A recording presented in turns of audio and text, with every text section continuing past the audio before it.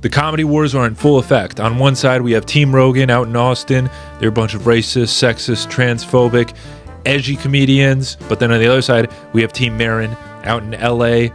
They're a bunch of woke, snowflake, liberal, talentless hacks. I'm sitting here like, which side should I be on the comedy wars? Welcome to a new Showseph. I'm your host with the most of Joseph, and we're going to find out what's going on with these comedy wars.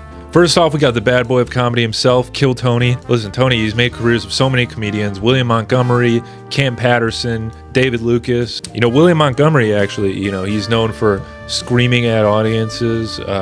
William, he was opening for Morgan J at the Austin Comedy Festival. Man, who thought that was a good idea? You get, a guy who yells at people, and then Morgan J who just, sexually harasses his audience members with auto-tune. I don't know. That's what I've seen from that guy. Next, we got David Lucas. He's so edgy. He's trying to get himself canceled from being black. He's not into that anymore. He doesn't like doing that. He's Cam Patterson. This guy, he doesn't even want to be associated with Kill Tony anymore. He went over to SNL. Not to mention Tony himself. He was canceled for calling his opener an Asian slur. And then he bombed so hard at a presidential rally that the president of the United States pretended to not know who he was. Things aren't looking good for the Rogan sphere, I gotta tell you. Up against Tony, we got Tim Heidecker. Now listen, Tim and I, we have a past. We have some, controversy.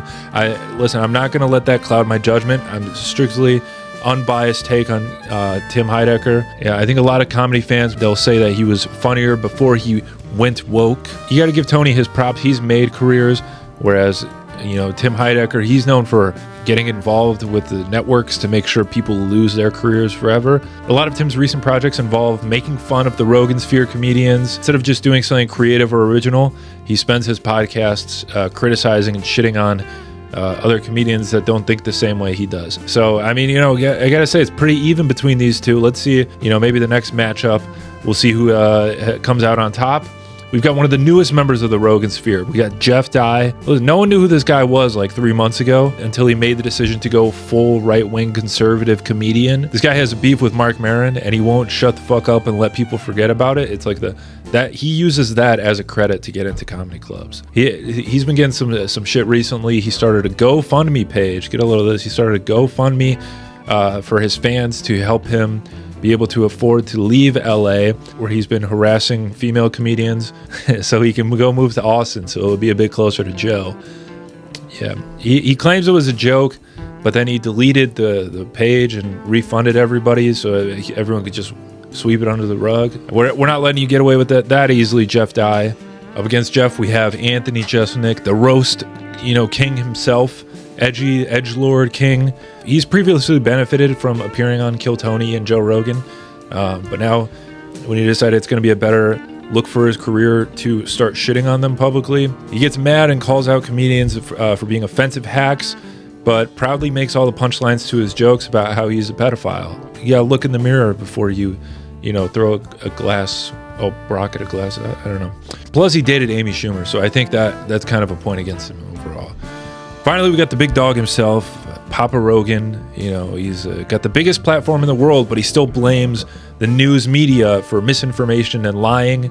Dude, you are the media. What are you talking about? Joe Rogan, he has this new obsession with AI. He loves creating AI art, AI music. He is obsessed with AI. He doesn't realize AI is going to do his job one day. Yeah, I tested it. I put an AI prompt, write me a Joe Rogan bit, and it just produced an image of a guy humping a stool. And then the text, it was just like sounds. It was just like, meh, meh. It was like, that's the Rogan set. Listen, Joe claims that he's just an idiot who wants to learn and talk to interesting people. And I think the people at the top, they realize that too, because they've been using him as their own personal idiot to, push all their agendas and so use him as their platform. So I guess he really is the useful idiot he always wanted to be. Mark Maron, Joe Rogan's adversary, he's a bitter old cunt. He won't stop shitting on all the comedians who are more influential than his podcast ever was. He's a bit of a hater. He had the biggest podcast in the world, and then he was capped by Joe Rogan, and he decided to give up. And Joe Rogan is a bad influence on politics, despite the fact that he also interviewed politicians. But it was the ones he liked, so that's different, So that's the big matchup, the Rogan sphere versus the Marin the Marin whatever woke sphere. I don't know. But I still don't know where I fit in that. You know, am I a Rogan guy? Am I a Marin guy? I don't know. I got to figure that out. I like Shane. Is he?